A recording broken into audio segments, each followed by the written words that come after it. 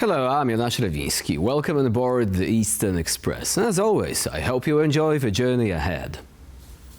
On this episode, we're talking about Turkey, a nation so adept at diplomacy they make the rest of us look like we're playing the game blindfolded. Because let's face it, in the Ukraine conflict, Turkey isn't just trying to have its cake and eat it too, it is running the whole bakery. Ankara finds itself once more in an unenviable yet familiar position, the awkward middle seat between Russia and NATO. Turkish President Erdogan insists on maintaining ties with both Moscow and Kiev, but recently this balancing act has become a bit trickier. So without further ado, let's take a look at our latest report to find out more. Turkey has maintained a balanced position since Russia's invasion of Ukraine in 2022, avoiding direct confrontation with Moscow while also supplying weapons to Kiev. Turkish President Recep Tayyip Erdogan welcomed Ukraine's recent acceptance of a ceasefire with Russia, urging Moscow to respond constructively.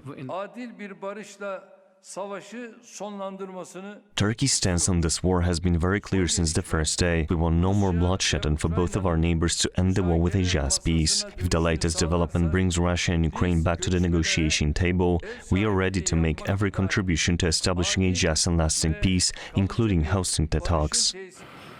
Since the outbreak of the war, Turkey has proposed to host peace talks on several occasions.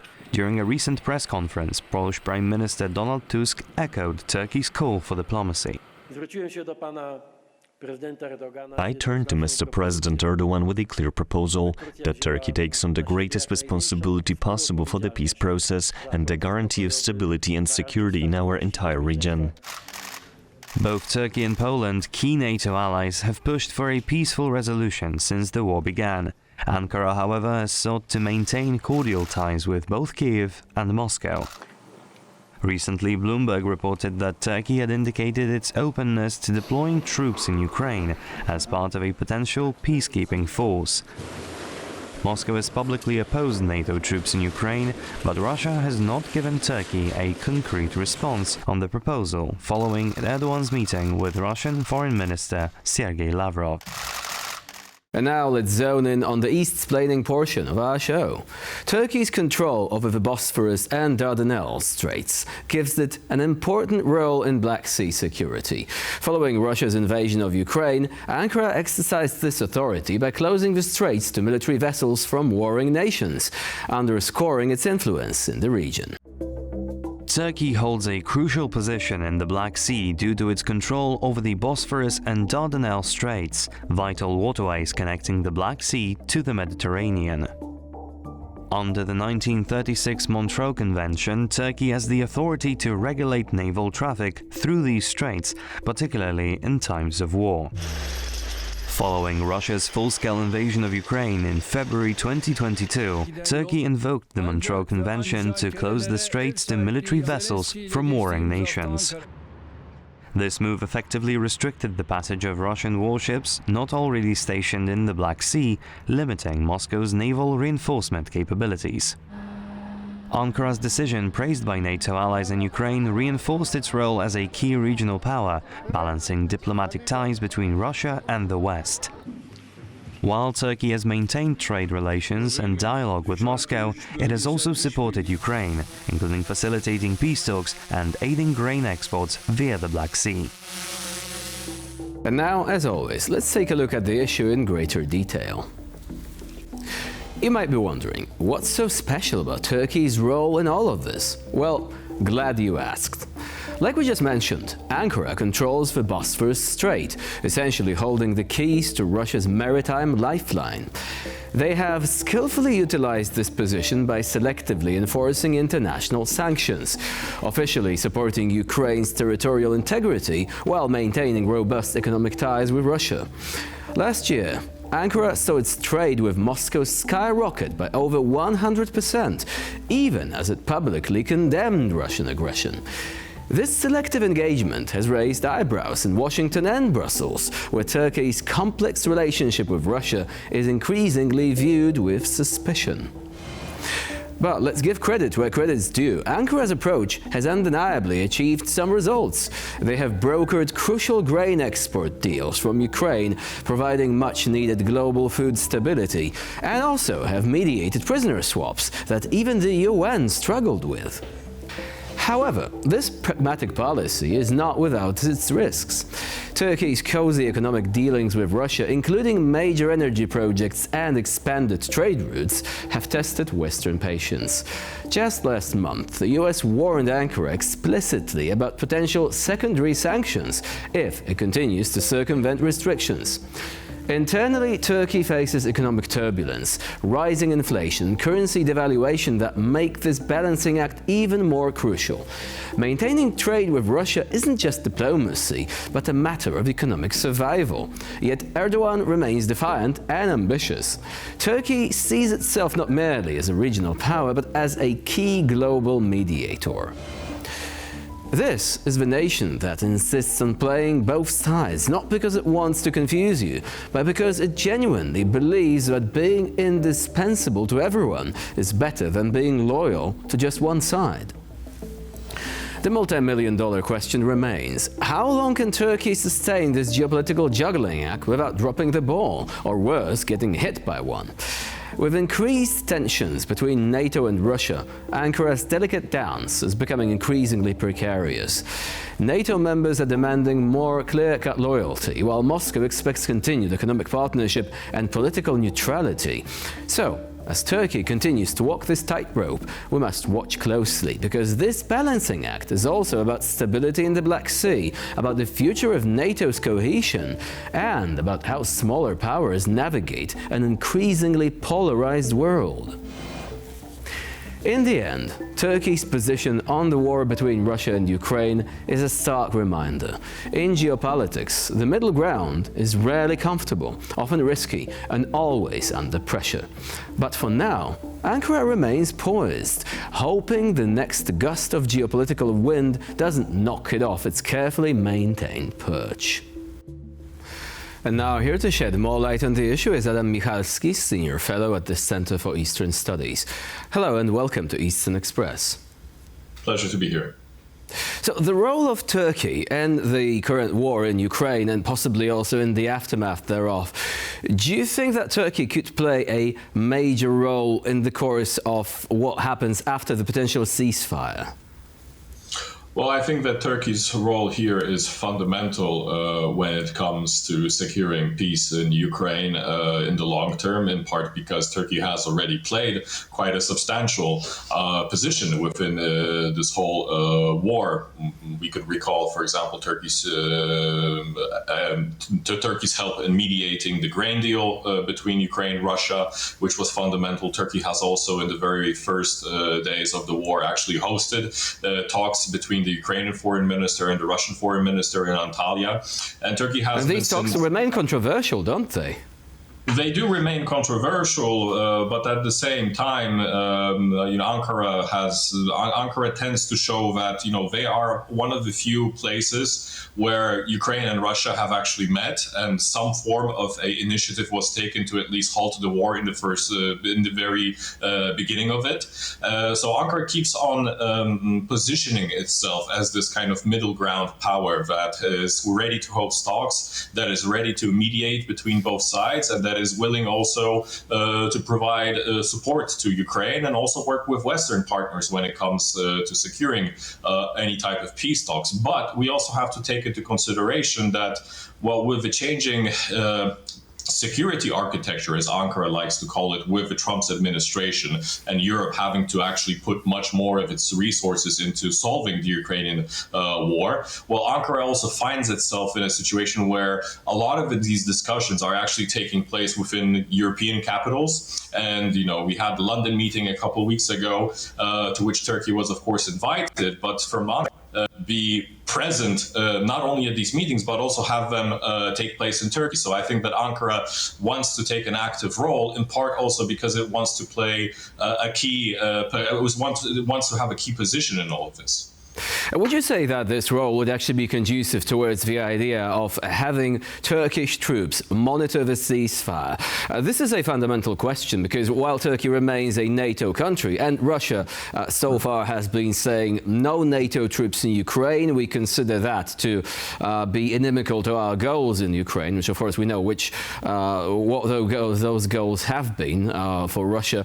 Nevertheless, Turkey also, as you've mentioned, has this rather unusual position on the international arena, and it wants to be seen as a mediator, as a country that can, to some extent at least, be the meeting place for different parties and different viewpoints.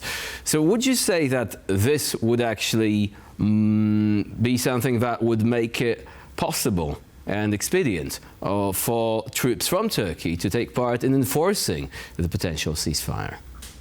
Well, the idea of sending Turkish troops, of course, isn't still confirmed. So this is a topic that's being discussed by the Turkish side. But of course, such an idea was voiced by Ankara itself. And it is a little bit of a, I think, controversial topic in the sense that, of course, for Ankara to be on the Ukraine-Russian border is slightly provocative when it comes to Turkey's relations with Moscow, and this is, of course, something that Turkey would not want to have it used against in its bilateral relations. So one of the things that Turkey is looking into is perhaps, getting a United Nations, Security Council resolution the UN there and have it accepted by the Turkish side and the Russian side. So this would depoliticize this move, but at the same time, the other element when it comes to sending troops has to do with the fact that, well, if Turkey wants to play a fundamental role in stabilizing the Ukraine-Russia war and having a say,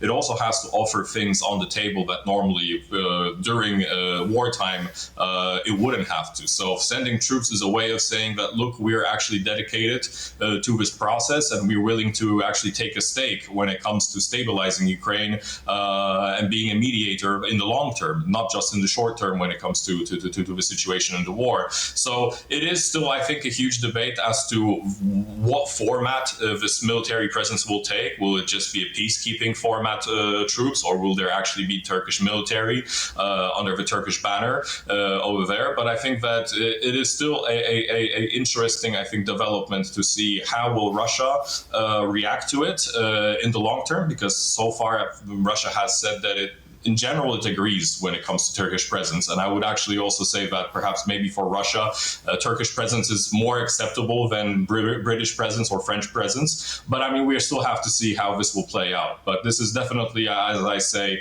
something that I think Ankara had to put on the table in order to be at the table, the negotiation table.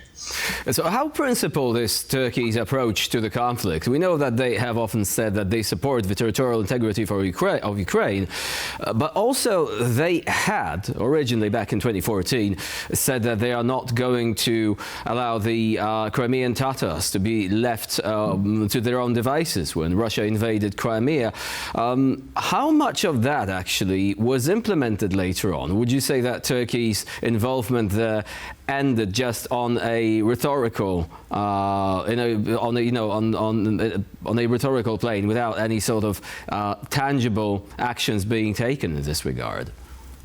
Well, I mean, Turkey has been a vocal critique of Russia's foreign policy when it comes to Ukraine. I mean, since 2014 and the annexation of Crimea, Turkey not only rejected this move by the Russian side, it also, stood up to the Crimean Tatars, which it considers also to be part of its Ottoman Empire legacy and the minority that it sought to protect their rights. And Turkey has been also supportive of Kiev, not only through dialogue and diplomacy, but also militarily. I mean, Turkey started supplying the famous Bayraktar drones long before the war broke out in 2022.